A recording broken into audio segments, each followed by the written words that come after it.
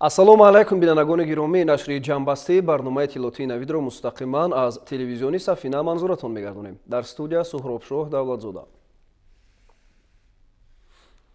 имрӯз таҳти раёсати сарвазири ҷумҳурии Тоҷикистон Қоҳир Расулзода ва муовини раиси ҳукумати Федератсияи Россия Алексей Аверчук ҷаласаи кории комиссияи байниҳукуматии Тоҷикистону Россия оид ба ҳамкориҳои иқтисодӣ тариқи видеоконфронс баргузор гардид. Дар ҷаласа ҳамкориҳои тиҷоратию иқтисодӣ, бунёди корхонаҳои муштараки саноатӣ, ҷалби сармоя, энергетика, маблағгузорӣ, муҳоҷират, кишоварзӣ, илму маориф, фарҳанг ва дигар масъалаҳо мавриди таҳлилу баррасӣ қарор дода шуд. таъкид гардид ки дар замони паҳншавии бемории сироятии COVID-19 баҳри ҳифзи солимии аҳолӣ ва рушди соҳаи тандурустӣ байни Тоҷикистону Россия ҳамгироии нек ба роҳ монда шуда, ба хотири рушди соҳаҳои иқтисодиёту иҷтимоиёти ҳарду ҷониб чораҳои таъхирнопазир андешида шуд. дар доираи сиёсати муваффақу баробари сарони ҳарду давлати бо ҳамдӯст ва заминаи ҳуқуқии шартномавию созишномаҳои мавҷуда татбиқи нақшаву стратегияҳо ба хотири боз ҳам рушд бахшидани ҳамкориҳо дар соҳаҳои мавриди таваҷҷӯҳ зарур шумурда шуд.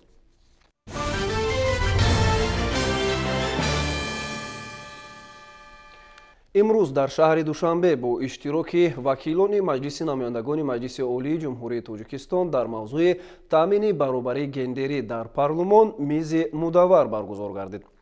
дар назди иштирокчиёни ин ҳамоиш муовини раиси Маҷлиси намояндагони Маҷлиси Олии Ҷумҳурии Тоҷикистон Дилрабо Мансурӣ баромад намуда иброз дошт ки роҳбарияти Ҷумҳурии Тоҷикистон таҳти сарварии президенти Ҷумҳурии Тоҷикистон муҳтарам Эмомалӣ Раҳмон аз рӯзҳои аввали ба даст овардани истиқлолияти давлатӣ дар татбиқи сиёсати самарабахши гендерӣ иродаи қавӣ зоҳир намуда дар таъмини ҳуқуқу имкониятҳои баробари мардону занон дар кишвар саҳми арзишманде гузоштанд.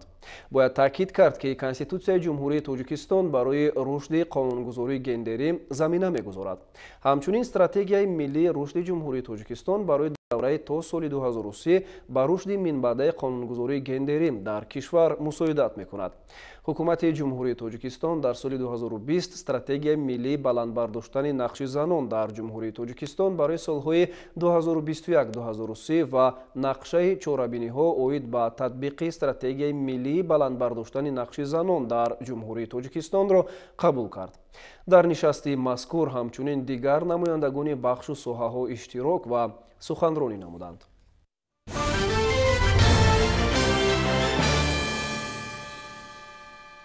дар осорхонаи миллии Тоҷикистон бахшида ба эълон гардидани соли 2025 соли байналмилалии ҳифзи пиряхҳо дар мавзӯи пиряхҳои Ҷумҳурии Тоҷикистон вазъ, ҳолат ва дурнамо ҳамоиши илмии ҷумҳуриявӣ баргузор гардид. ин чорабинӣ дар ҳамкорӣ бо муассисаи давлатии илмии Маркази омӯзиши пиряхҳои Академияи миллии илмҳои Тоҷикистон доир шуда олимону мутахассисони соҳаро ба ҳам овард. ҳамкорони мо мавзӯъро идома медиҳанд. пиряхҳо яке аз манбаъҳои асосии захираҳои обӣ ба ҳисоб рафта, нақши онҳо дар таъмини кишварҳои дунё бо об ва сероб гардидани дарёҳо муҳим аст. ҳамин аст ки ҷомеаи ҷаҳонӣ баҳри ҳифзи пиряхҳо ҳамчун сарчашмаи об кӯшишҳоро ба харҷ дода, тадбирҳои назаррасро меандешад. бо зикри ҳамин нукта ҳамоиши илмии ҷумҳуриявӣ дар мавзӯи пиряхҳои Ҷумҳурии Тоҷикистон вазъ, ҳолат ва дурнамо ки ба эълон гардидани соли 2025 соли байналмилалии ҳифзи пиряхҳо бахшида мешавад оғоз ёфт. зикр шуд ки Ҷумҳурии Тоҷикистон кишвари кӯҳсор буда макони яхбандиҳои Осиёи марказӣ мебошад. пиряхҳои хурду бузург 6% ҳудуди онро ташкил намуда манбаи асосии дарёи калонтарини Осиёи марказӣ, Амударё ва ҳавзаи баҳри Арал ба ҳисоб мераванд. аз ин рӯ вазъи пиряхҳои мамлакат ҳамеша зери таваҷҷӯҳи ҳукумати кишвар ва махсусан пешвои миллат муҳтарам Эмомалӣ Раҳмон қарор дорад. нотиқон иброз намуданд ки маҳз натиҷаи чунин ташаббусҳои роҳбарияти олии мамлакат ба масъалаи обшавии пиряхҳо буд ки имрӯз дар назди Академияи миллии илмҳои Тоҷикистон муассисаи давлатии илмии Маркази омӯзиши пиряхҳо таъсис ёфтааст ки он барои омӯзиш ва муайянсозии вазъи пиряхҳо дар Ҷумҳурии Тоҷикистон нақши калидӣ дорад. воқеан Тоҷикистон ҳамчунин чун ватани пиряхҳо абадӣ ва азим шинохта шудааст ва дар Осиёи марказӣ маркази омӯзиши пиряхҳо ба шумор меравад. пиряхҳое ки дар ин қаламрав мавҷуданд на танҳо махзани бузурги об маҳсуб мешаванд, балки манбаи мувозинати табиат низ мебошанд. аммо онҳо ҳамеша тағйир меёбанд ба ин хотир зарур аст ки пиряхҳо ҳамеша мавриди омӯзиш қарор гиранд. дар кори ҳамоиш доираи васеи олимону муҳаққиқон ва инчунин масъулини ҳифзи вазъи пиряхҳо дар ҷумҳурии тоҷикистон иштирок намуда оид ба вазъ, ҳолат ва дурнамои пиряхҳои мамлакат маърузаҳои илмӣ пешниҳод намуданд. Ташаббусҳои асосгузори сулҳу ваҳдати миллӣ, пешвои миллат муҳтарам Эмомалӣ Раҳмон оид ба омӯзиш ва нигаҳдории пиряхҳо, вазъи пиряхҳои Тоҷикистон дар раванди тағйирёбии иқлим, таъсири тағйирёбии иқлим ба пиряхҳои ҳавзаи кӯли Қарокӯл, ҳолати кунунии яхбандии ҳавзаи дарёи Ғунд, таъсири тағйирёбии иқлим ба пиряхҳои ҳавзаи Искандаркӯл ва ғайра аз масъалаҳое буданд ки дар ҳамоиш мавриди баррасӣ қарор гирифтанд.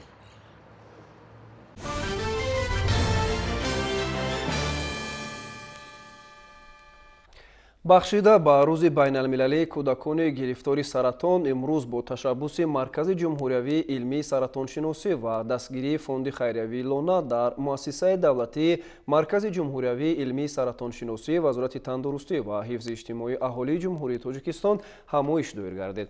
дар чорабинӣ зикр гардид ки тибқи омори тиббӣ ҳамасола дар ҷаҳон 400 000 кӯдакону наврасон то 18 сола гирифтори бемории саратон мегарданд. мақсади асосии фонди хайриявии лона бошад расонидани ёрӣ ба кӯдакони гирифтори бемории саратон ва бунёди маркази ягонаи кӯдаконаи саратоншиносӣ дар Тоҷикистон мебошад. хабарнигорони мо дар ҳамин хусус шарҳи бештар доранд. ҳасану ҳусейн ҳарду 6 сол доштанд ки онҳоро бо иллати гирифторӣ ба саратон ба шуъбаи саратоншиносии кӯдакон оварда буданд. дугониҳо якҷо мубтало ин беморӣ шудаву дар ин шуъба бо дастгирии фонди хайриявии лона табобат гирифтанд. ҳоло дар синфи 6 таҳсил доранд ва ба гуфти табибон аз он беморӣ дар баданашон дигар осор намондааст. имрӯз дар рӯзи байналмилалии кӯдакони гирифтори бемории саратон ба маркази ҷумҳуриявии илмии саратоншиносӣ омаданд то ба даҳҳо модарону кӯдакон расонанд ки шароит аст, имконият дорем ва дастгирӣ меёбем то ба ин беморӣ ғолиб оем.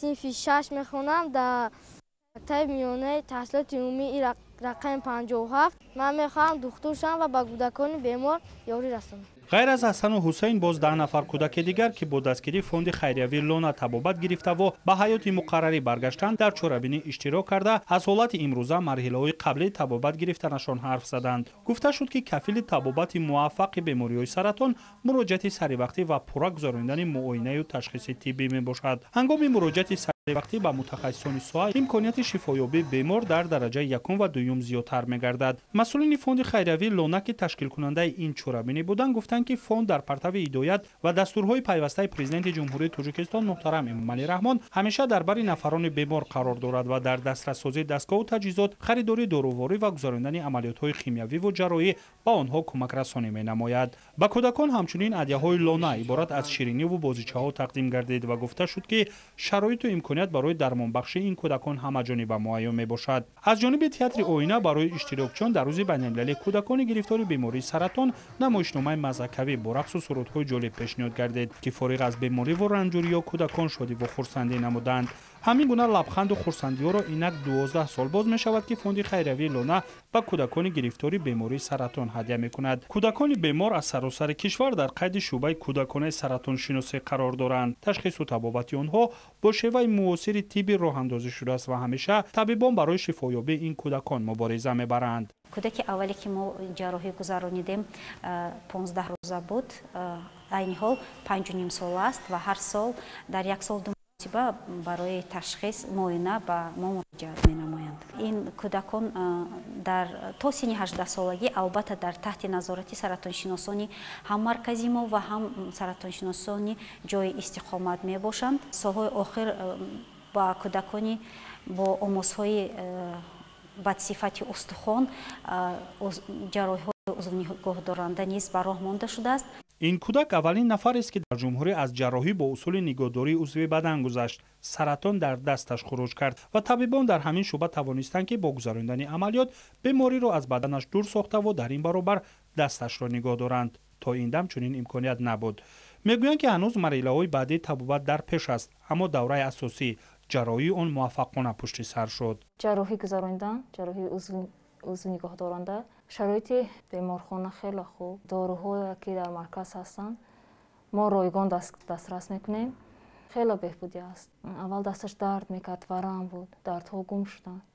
ҳамин гуна натиҷаву роҳандозии усулҳои муосири табобат дили даҳо нафар беморро ба шифо ёфтан гарм намудаву умедро барои зиндагии оянда қавӣ месозад. Саратоншиносон мегӯянд, ки хушбахтона дар асри феълӣ бо амалисозии намудҳои табобати муосир метавон аксари кӯдакони бемории саратонро шифо бахшидаву ба зиндагии муқаррарӣ баргардонид.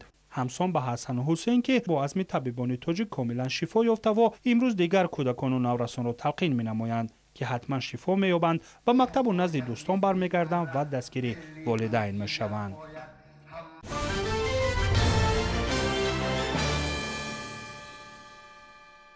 имрӯз зимни нишасти матбуотӣ аз фаъолияти Академияи идоракунии давлатӣ назди Президенти Ҷумҳурии Тоҷикистон дар соли 2021 натиҷагирӣ карда шуд. таъкид гардид, ки дар соли 2021 8 нафар унвонҷӯ рисолаи номзадиашонро бо муваффақият ҳимоя намуда рӯз аз рӯз сафи устодони унвондор дар муассисаи олии таълимӣ меафзояд. иттилоъ дода шуд, ки дар соли 2021 академияро 815 нафар хатм намуданд, ки аз ин шумор 56 нафарашон соҳиби дипломи аъло гардиданд. аз нав тайёркунӣ, такмили ихтисос ва таҷрибаомӯзии хизматчиёни давлатӣ яке аз самтҳои асосии фаъолияти академия буда, соли сипарӣ гардида дар маҷмӯъ дар 33 курс 1781 нафар шунаванда ба таҳсил фаро гирифта шуда, ба 1737 нафар гувоҳнома ва ба 169 нафар шаҳодатнома тақдим гардид. бузургтарин дастоварди академия дар давраи ҳисоботӣ ин таъсиси маркази дӯстӣ ва ҳамкории созмони ҳамкории Шанхай дар Тоҷикистон, маркази дӯстӣ ва ҳамкориҳои Тоҷикистону Туркия, маркази омӯзиши мактаби давлатдории Эмомалӣ Раҳмон ва маркази рушди расмиёти маъмурӣ дар Ҷумҳурии Тоҷикистон мебошад. иброз дошт Ғафурзода Абдухалил, ректори Академияи идоракунии давлатӣ назди Президенти Ҷумҳурии Тоҷикистон. зимни нишасти хабарӣ оид ба натиҷаҳои фаъолият дар соли 2021 роҳбарияти агентии хизмати давлатӣ назди Президенти Ҷумҳурии Тоҷикистон иттилоъ доданд, ки дар баъзе вазорату идораҳо мақомоти иҷроияи ҳокимияти давлатӣ шаҳру ноҳияҳо вобаста ба ҷалби занону духтарон ба хизмати давлатӣ тадбирҳои дахлдор андешида намешавад. вобаста ба ин аз ҷониби агентии мазкур аз ҷамъбасти маълумотҳои ҳайати сифатӣ ва миқдори кадрии соҳаи хизмати давлатӣ масъалаи мазкур дар ҷаласаҳои мушовара ва машваратии агентии хизмати давлатӣ мавриди муҳокима қарор дода шуда, натиҷаҳои дахлдори он барои чораҷӯӣ ба мақомоти дахлдори давлатӣ ирсол карда мешаванд. дар давраи ҳисоботӣ рафти иҷрои қонунгузории хизмати давлатӣ дар дастгоҳҳои марказӣ якқатор вазорату идораҳо ва мақомоти иҷроияи ҳокимияти давлатии шаҳру ноҳияҳо мавриди санҷиш қарор дода шуда, дар шаҳру ноҳияҳои Бохтар, Хуҷанд, Истиқлол, Ҷаббор Расулов, Абдурахмони Ҷомӣ, Восе, Вахш, Дӯстӣ, Дарвоз, Ёвон, Муъминобод, Ҷайҳон ва Сангвор ҳангоми баргузории озмунҳо барои ишғоли мансабҳои холии маъмурии хизмати давлатӣ ба мансабҳои холӣ, ҳуҷҷат насупоридани довталабон, инчунин дар муҳлати муқаррар гардида баргузор накардани озмунҳо, муҳлати тӯлонӣ барои ишғоли мансабҳои холӣ эълон нагардидани озмун мушоҳида карда шуд, гуфта шуд дар нишаст. соли 2021 33,8 тонна ангишт ба маблағи $607,400 ба давлатҳои Афғонистон, Покистон, Узбекистон ва Қазоқистон содирот шудааст. ангишт ба ин давлатҳо нисбат ба соли 2020 10 маротиба зиёдтар содирот шудааст, зеро соли 2020 ҳамагӣ 3000 тонна ангишт содирот шуда буд. дар ин бора имрӯз зимни нишасти матбуотӣ директори агентии содироти назди ҳукумати Ҷумҳурии Тоҷикистон Шавкат Бобозода ибрози назар намуд. директори агентия афзуд, ки дар ин давра аз дохили ҷумҳурӣ ба маблағи $2,149,6 млн. маҳсулот содирот гардид, ки нисбат ба соли 2020 52,8% зиёд мебошад. соли 2021 ҷумҳурии Тоҷикистон бо 119 мамлакат аз ҷумла бо 10 мамлакати иттиҳоди давлатҳои мустақил ва 109 мамлакати хориҷӣ дур муносибати савдои хориҷӣ ба роҳ мондааст.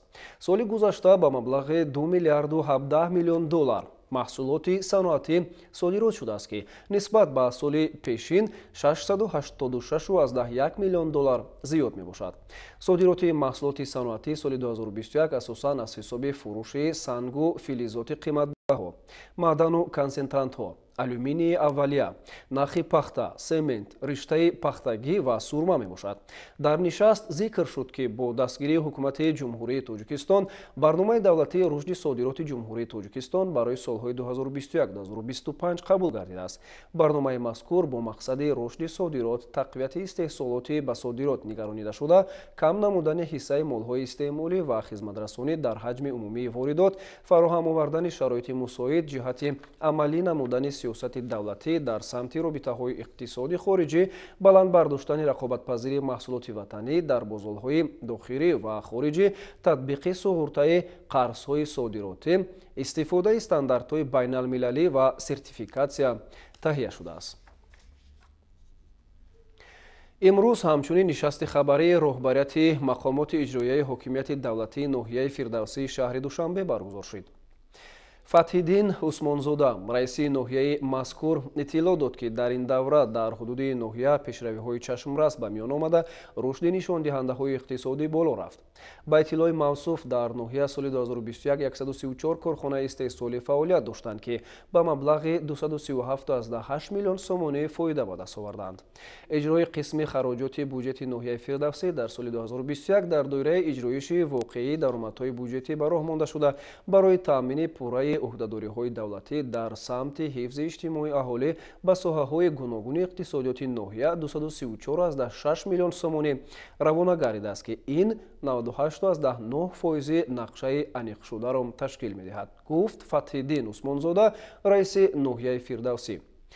зикр рафт ки таи соли гузашта дар ноҳия 5 муассисаи таълимии ҳамагонӣ ва 3 кӯдакистон сохта ба истифода дода шуд ки барои рафъи камбудиҳои ҷойдошта мусоидат намуданд.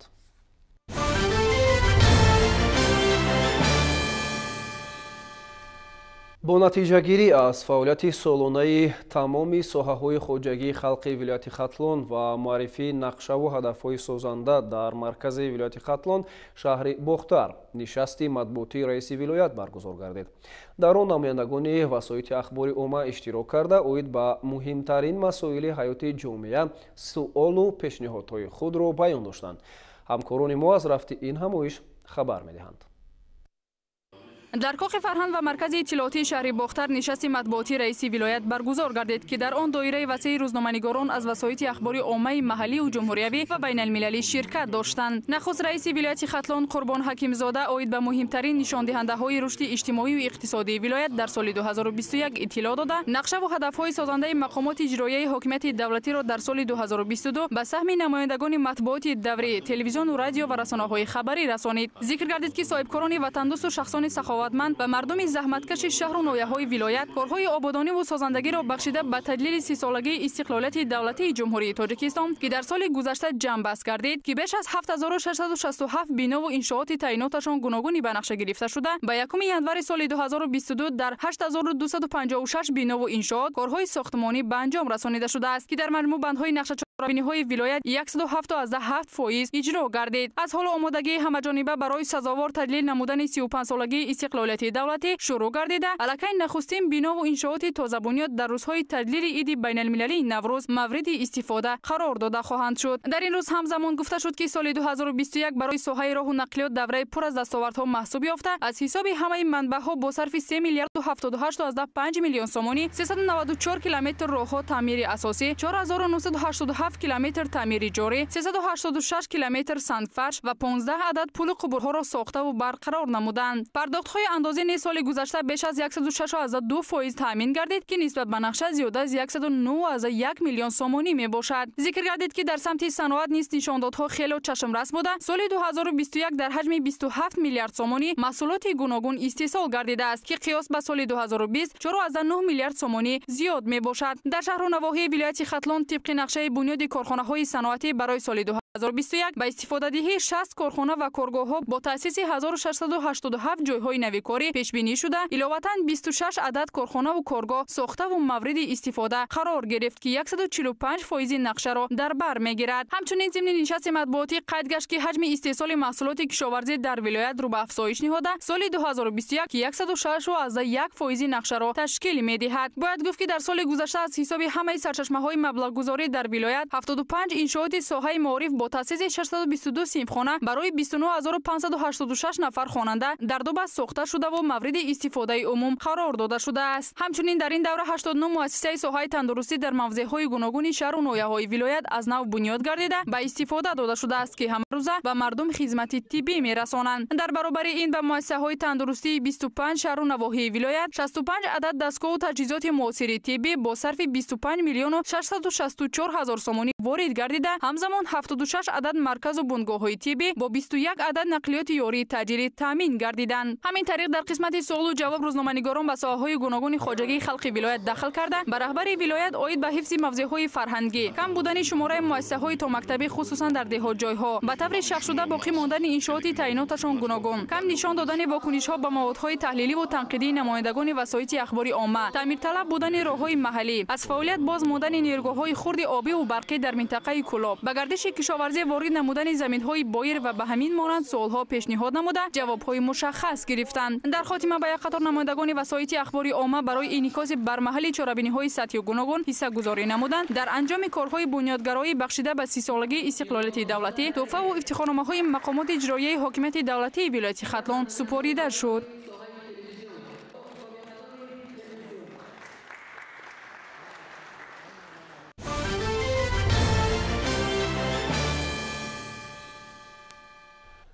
дар гурӯҳи шаҳру ноҳияҳои Кӯлоби вилояти Хатлон бо мақсади таъмини аҳолӣ бо барқ дар фасли сармо давоми 20 соли охир аз ҳисоби маблағгузории ҳукумати ҷумҳурии Тоҷикистон соҳибкорону шахсони саховатпеша ва ташкилоти байналмилалӣ 29 нерӯгоҳи хурди барқи обӣ сохта ба истифода дода шуданд.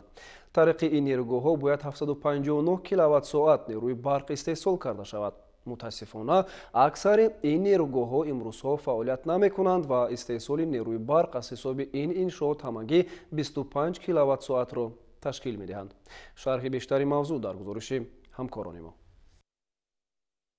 яке аз ҳадафҳои ҳукумати ҷумҳурии Тоҷикистон расидан ба истиқлолияти комили энергетикӣ мебошад ва дар ин самт лоиҳаҳои гуногуни давлатӣ таҳия ва амалӣ карда шуданд, ки ба беҳтар гардидани таъминоти барқ ба корхонаю ташкилот ва аҳолӣ мусоидат намуд.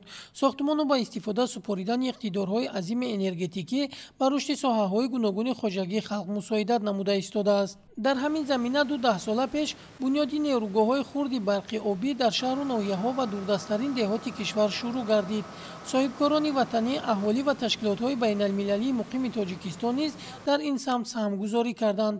дар як муддати кӯтоҳ фақат дар гурӯҳи шаҳру ноҳияҳои Кӯлоби вилояти Хатлон 29 адад нерӯгоҳҳои хурди барқи обӣ бунёд карда шуданд, ки айни замон аксари онҳо ё кор намекунанд ва ё умуман вуҷуд надоранд. дар минтақаи мо зиёда аз 28 нерӯгоҳи хурди обӣ ба қайд гирифта шуда буд, ки иқтидори онҳо аз 5 киловатт то 280 киловатт соат дар иқтидора дар бар мегирифт.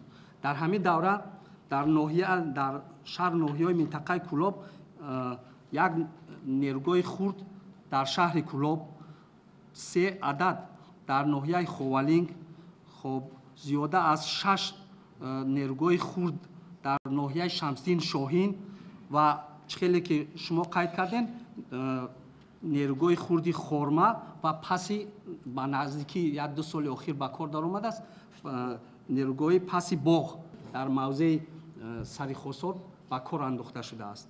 сохта ба истифода супоридани нерӯгоҳҳои хурди барқи обӣ аз рӯи барномаи махсус ба роҳ монда шуда буд ва ҳадафҳои худро дошт. бояд дар давраи тирамоҳ зимистон барои дастгирии мардуми кӯҳистон, чиҳеле ки мо медонем таъминоти барқ аз ҷиҳати кам будани сатҳи об дар давраи тирамоҳ зимистон танқисӣ накашанд, ҳамин барнома ба роҳ монда шуда буд.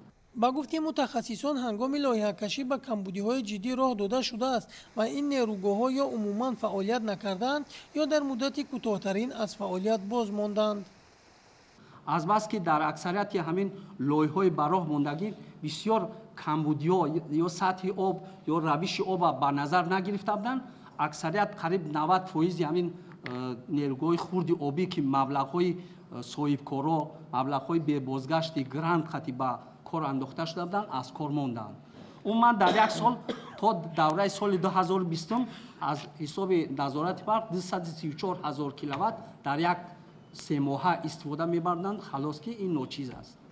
نیروگاه برق آبی هرمت در ناحیه بلجوان که میبایست با اقتدار 180 کیلووات ساعت برق استحصال نماید و هنگام کشاده شوی آن ساکنان از شادی قرض میزدند و وزارت انرژتیک و ذخیره های آب احسن میگفتند در حالت حزن‌آور قرار دارد.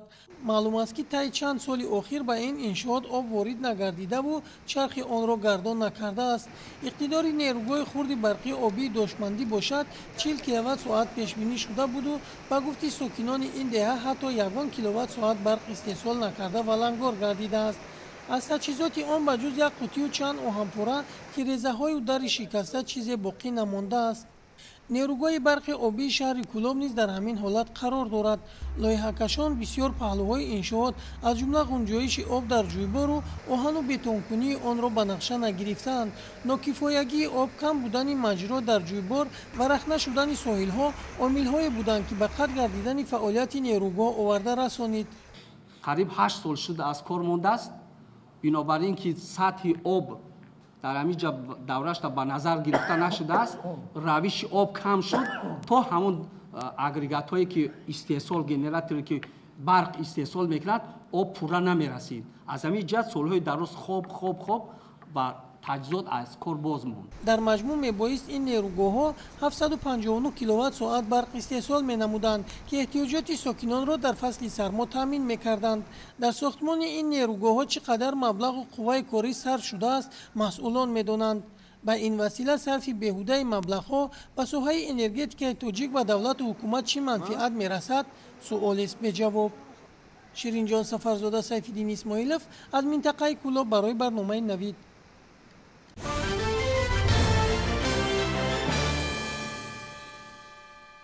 در مرکز جوانان ناحیه شهر نو با اشتراک نمایندگان کمیته کار با جوانان و ورزش نزد حکومت جمهوری تاجیکستان و نمایندگان مقامات محلی در دایره لایحه توانمندسازی جوانان برای تاجیکستان آسایشته صنفخانه‌های آموزشی ساخته به استفاده داده شد. این طرح در 6 شهر و ناحیه‌های مملکت تطبیق گردیده است و نتیجه دلخواه نیز به بار آورده است. همکاران ما خورشید حلیمов و طاهر سلیمانов از ناحیه شهر نو گزارش می‌دهند.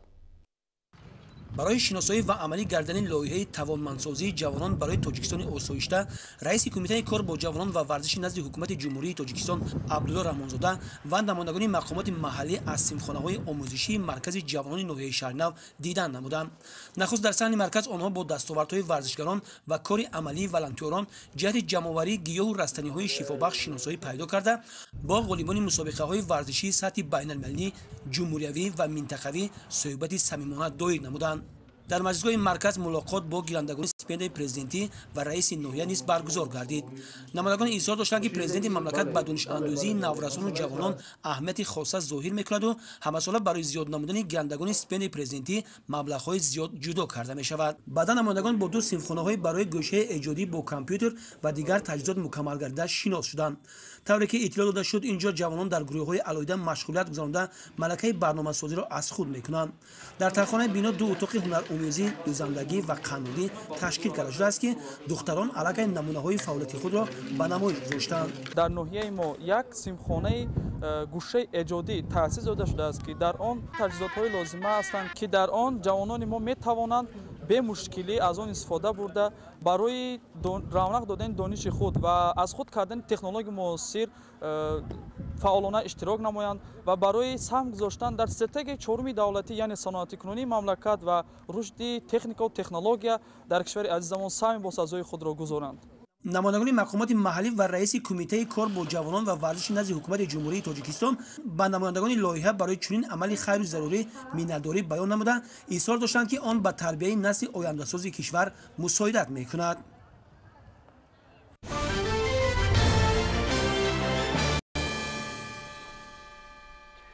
از مرکز شهر کولوب سیسوی می‌گذارد که همساله در فصل بهار با بلند گردیدن مجرای آب ساحل‌ها را رخنه نموده به شهروندان ضرر زیاد می‌رساند. در سال 2021 مجرای آبی دیوانه‌سوی و شورکسوی بلند شده 10 منزل زیستی شهروندان را ولنگار نمودند. бо дастуру супоришҳои президенти ҷумҳурии Тоҷикистон муҳтарам Эмомалӣ Раҳмон айни замон таъмиру барқарорсозӣ ва корҳои соҳилмустаҳкамкунӣ дар соҳаҳои мазкур идома дорад. аз рафти корҳои соҳилбандӣ дар Шураксой ҳамкорони мо Ширинҷон Сафарзода ва Сайфиддин Исмоилов гузориш омода карданд. моҳи майи соли гузашта бар асари омадани сел дар Шураксой ва Девонасой беш аз 100 оилаҳои сокинони шаҳри Кӯлоб хисорот дида буданд. баҳри бартараф намудани ин офати табиӣ ҳукумати ҷумҳурии Тоҷикистон тадбирҳои амалӣ андешида дар муддати кӯтоҳтарин сокинонро бо манзилҳои зисти нав таъмин намуд. инчунин барои таъмиру азнавсозии Девонасой ва Шураксой нақша чорабинӣ таҳия гардида дар корҳои сохтмонӣ ширкатҳои маҳаллӣ ҷалб карда шуданд. дар Шураксой корҳои соҳилмустаҳкамкунӣ ва сохтмони пулҳои мошингузар ба ӯҳдаи ҷамъияти дорои масъулияташ маҳдуди Балх 2015 вогузор карда шудааст.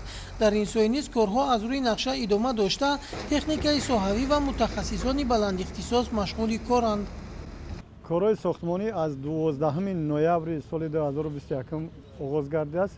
ба ӯҳдаи ширкати мо тоза кардани зиёда аз 2 километр ҳамин соҳи Шураксой, баъд корҳои латокҳои оҳану бетонӣ насб кардан 1140 метр ва аз нав сохтани 3 та пули мошингарди калон, 9 та пулҳои байни кӯчаи майда ба ӯҳда гирифтагим. ҳозира дар кӯприки якуми кӯчаи Кӯйбишва корҳои оҳани бетониш ба итмом расидаги аст. корҳои дигараш давом дорад. кӯприки ки кӯчаи Фирдавсӣ ина ҳозир оғоз кардем. кандани кӯприки пешина, аз нав тайёр кардани таъкурсии кӯприки ҳозир ки мешудагира ҳозир корҳош рафта истод. пулҳои мошингузар аз рӯи талабот мебояд баъди бунёди сутунҳои канорӣ 28 шабонарӯз ва баъди оҳану бетонрезии қисмати болои пул 28 шабонарӯзи дигар иншоотро нигоҳ дошта ва бо иҷозати мутахассисон ки ташхиси техникиро мегузаронанд равуа аз болои пул сурат гирад. ҳоло корҳои сохтмонӣ дар пули дуюм дар маҳаллаи Фирдавсӣ ҷараён дорад. мушкилоти асосӣ дар фаъолияти сохтмончиёни ширкатҳои сохтмонӣ дар Шураксой мавҷуд набудани роҳ дар шафати сой ва дар фасли зимистону баҳор пайваста ҷорӣ будани об мебошад. ин раванд ба суръати кори сохтмончиён монеа эҷод кардааст. аз ин рӯ бо тавсияи мутахассисон конструксияҳои оҳану бетониро омода карда сипас дар сой насб менамоянд. ҳар як конструксия беш аз 6 тонна мебошад. омода кардани ин тахтасангҳо зери назорати доимии мутахассисон буда сифати корҳои анҷомдодашуда ва миқдори истифодаи сангу шағал, оҳан ва семент риоя карда мешавад. инчунин корҳои оҳани бетонӣ дар аз навсозии латокҳои чиам давом дорад. дар участкаи алоида мо ҳамин латокҳоро рехта тайёр карда оварда дар ҷои худ насб карда истодем. мақсад дорем ки корҳои ҳамин ба ӯҳдамон гирифтара дар муҳлати муайян карда шуда ба итмом расонем. дирексияи сохтмони иншооти ҳукуматии дастгоҳи иҷроии президенти ҷумҳурии Тоҷикистон ки фармоишгари сохтмони мазкур мебошад, корҳои сохтмониро ба таври доимӣ назорат мебарад. сохтмончиён мақсад доранд то саршавии боронҳои баҳорӣ ва баланд гардидани маҷрои об дар соҳаҳо корҳои соҳилмустаҳкамкуниро босифат анҷом диҳанд. Ширинҷон Сафарзода, Сайфиддин Исмоилов аз шаҳри Кӯлоб барои барномаи Навид.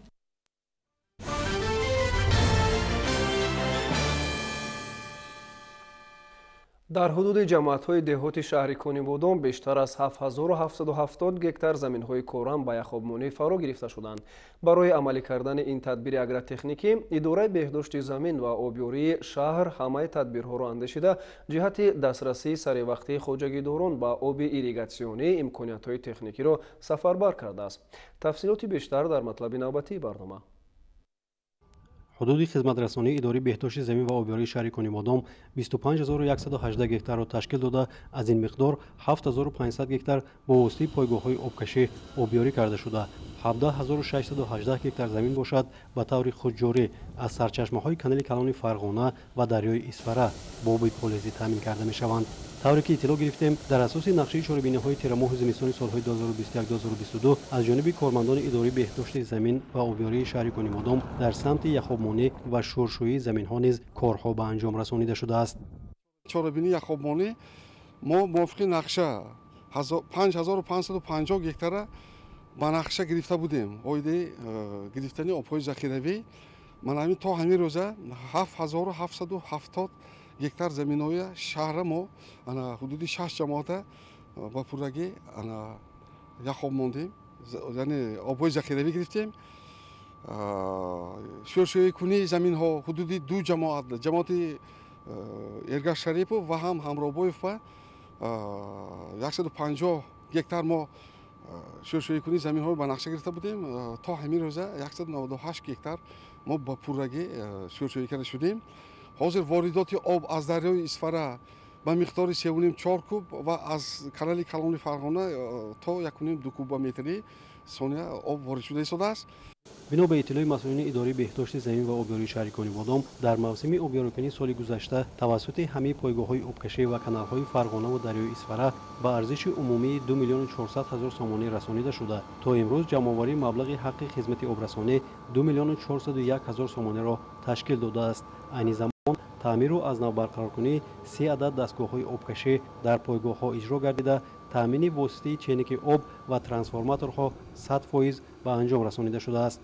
оиди тоза намудани заҳбуру заҳкашҳо байни хоҷагӣ ва ҳам дохили хоҷагӣ 3 адад экскаваторҳо кор карда истодааст. ҳудуди ду ҷамоат ба унҷа ҳам байни хоҷагӣ ва ҳам дохили хоҷагӣ заҳбурҳои тоза карда истодем. мувозини идора ва 15 адад пойгоҳи обкашӣ мавҷуданд. аз ин миқдор пойгоҳи обкашӣ калонтарин маҳрам 1 ба ҳисоб меравад ки зиёда аз 4000 гектар замина обёрӣ карда мешавад. мо мувофиқи нақша чорабинии тирамоҳои зимистона 30 адад таъмири дастгоҳҳоя ба нақша гирифта будем. то ҳамин рӯза 26 ададаш ба пуррагӣ, яъне қисми механикиша адаст буровардем. мана ҳозир бо корҳо рафта истодааст. 90% корҳо иҷро шуд.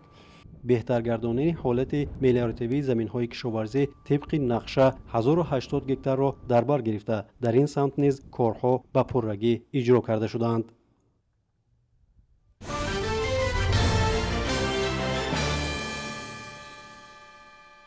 то фарорасии наврӯзи некпай ба сарзамини аҷдодиаш, тоҷикистони хуршедӣ каме зиёдтар аз як моҳи дигар боқӣ монд. тибқи иттилои роҳбарияти шуъбаи маърифи ноҳияи восеъ бахшида ба ҷашни бостонӣ дар муассисаҳои таълимии ҳамарӯза корҳои ободонӣ роҳандозӣ карда мешаванд. дар самти истифодаи самараноки қитъаи заминҳои назди ҳавлигии мактаб аз рӯи мушоҳидаҳо кормандони шуъба тавсия доданд ки кормандони соҳа таҷрибаи муассисаи таҳсилоти миёнаи умумии рақами 3-ро истифода намоянд. ин харгушакҳо сардиҳои фасли зимистонро паси сар намуданд. дар хоҷагии ёрирасони муассисаи таҳсилоти миёнаи умумии рақами 3 воқеъ дар деҳоти ба номи Мирали Маҳмадалиеви ноҳияи восеъ, ин ҷонварон зимистон дар чунин хоначаҳо дар шароити хеле хуб нигоҳбин карда шуданд. хӯроки харгушҳо сабзӣ ва алафи хушккарда шуда дар чунин қуттиҳои махсус барои онҳо мисли имрӯз доимӣ таъмин карда мешуданд. фасли зимистон як вақте ки камакак хунук шуд, мо ба хотири он ки онҳо азоб накашанд ва дар вақте ки дар қафасҳо ҳастанд, ба ҳамин хотир ба онҳо кам беш ба воситаи аловӣ, ба воситаи печҳои барқӣ гармӣ додем ки ин натиҷаи хуб дод. ҳозир харгушҳо дар як рафти инкишофи хуб ҳастанд ки ҳамашон солиму бардам иншоалло зимистонро мегузаронанд.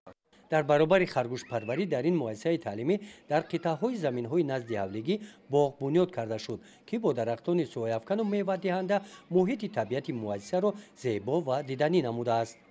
ба қувваи хонандагону омӯзгорон, ба қувваи волидайн ва дастгирии аъвои муассиса ҳамин боғҳоро мо чун ҳамасола ташкил кардем ва ниҳолҳоро чинондем ки ин ҳам бошад барои беҳбудию барои ободонии муассиса як пешравии хуб мешавад. бахшида ба истиқболи наврӯз дар ин мактаб корҳои ободонӣ ҳамарӯза идома ёфта дар даромадгоҳ гулу гулбутаҳо ва дарахтони сояфкан шинониданд.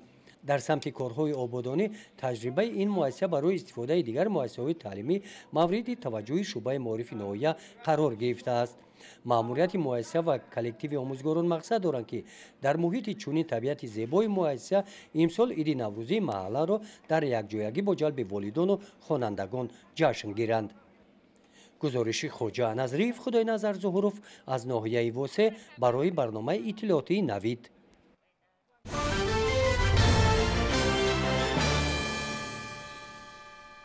аҳли ҳунари вилояти Хатлон пайваста бо пешниҳоди намоишномаҳои нави театрӣ ба сокинону кормандони ташкилоту муассисаҳои вилоятӣ ғизои маънавӣ медиҳанд. эҷодкорон кӯшиш мекунанд то асарҳоеро интихоб ва ба саҳна гузоранд ки пандомез бошанд ва диққати тамошобинонро ба худ ҷалб намоянд. ҳамкоронамон аз рафти омода кардани чунин як намоишнома дар театри мусиқӣ мазҳакавӣ ба номи Ато Муҳаммадҷонови шаҳри Бохтар гузориш омода сохтанд. таваҷҷӯҳ кунед.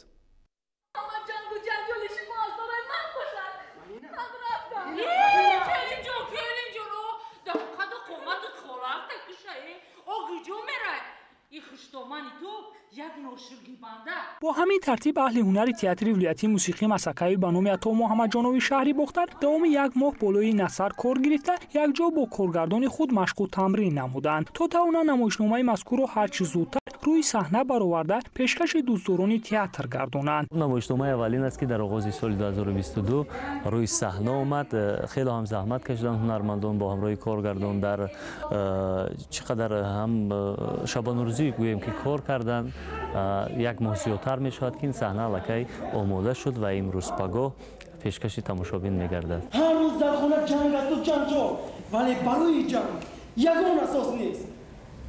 لیکن فکر نمیکنند خوشامندها که همین دختر مردم هم آرزو و هوس دارند. با شوهر خوشبخت و خوشحال بودن میخواهند. خوشبختی و خوشحالی دختر خود را میخواهند، اما کلین را چشم دیدن ندارند. دادا پس از زحمت و تلاش‌های شبانه‌روزی خود کارمندان جوان صاحب هنر تئاتر موسیقی مسکوی به نام عطا محمدجانوی شهری بختر همینک نمایشنامه نخست خود را در سال 2022 با نام عروسی خپک روی صحنه آوردند. نمایشنامه مذکور از روی اثر جمعه قدوس روی صحنه آمده پارچه از حیات هر روزه جنگ و جدال‌های کلان و خوشامند را در بر می‌گیرد. دیگر نامی باید نگیرد ای بگوید و گل عروس چی نکنم این روز تو خیروز او کجایی توف کنی برای دختر میافتد ای گل کنید باید کجا لیکن گناه کلینتون رو نفهمیدم. محتوای اساسی اثر چونونه که گفتیم مورد زورآوری قرار گرفتن کلینی خاندان، نافهمایی میان او و خوشتومن، بخل و کینه و حسد ورزیدن زنی همسایه به او، تهمت و بهتان زدن به سر کلین، تلاش برای پاش دادن اویله اتفاق و از هم جدا ساختن دو دل داده است. در این نمایشنامه من نقش خوشتومن رو بازی میکنم. البته این نقش برای من خیلی مشکل بود. برای یک نقش رو روی صحنه آوردن چه زحمتای سخت نکشیدم و نمیدونم از عهده این نقش من برآمدم یا نه. البته این رو باید تماشابین بها دهد و تا حال در همین جستجوی آن همین نقش هستم. در این صحنه راستی گپ من خوشتومن گنده رو بازی میکنم. در اینجا سبب همین رفتارای من این یک همسایه من که دوگانه نزدیک هستیم، نمیدونم از حسد و هوسخوری همین خودش که دختری و یک کلی نکردیم همین چخیل نمیدونست که چخیل همین زندگی همین اویله من ویران کند. نمایشنامه عروسی خپک صحنه است که دقت بیننده را به خود جلب ساخته و تماشاچی پند و اندرز می‌دهد. نافهمایی و جنگ و جدال‌های هر روزه را در اویله نقل می‌کند. مهمتر از همه پایان این همه ماجراها به نیکی انجام می‌یابد. عاقبت دو دلداده به وصال رسیده زندگی خوبی را به سر می‌برند. هر یک نمایشنامه با خودش یک ژانر خودش دارد. خب امروز این نمایشنامه که روی صحنه آمدیم یک ژانری هست، ژانری ساده در زبان تئاتری ودیویل میگویند. یک ژانری سبک است، برای تماشابین یک استراحت را میبخشد، یک فراغت را میبخشد و محض همین گونه زندگی در زندگی هر یک انسان هست، یعنی که هر لحظه و هر ساعت ما به این گونه واقعه ها دچار میشویم. در این صحنه هنرمندان با مهارت بلند کسبی نقش‌آفرینی نموده تلاش می‌ورزند تا بیننده را غرق عالمی واقعی گردانند. چون رهبریت تئاتر که خود جوانی کاردان است، هنرمندان صاحب ملکه را گرد آورده و پیوسته در تلاشی به صحنه گذاشتن نمایشنامه‌های تئاتری نو به نو هستند.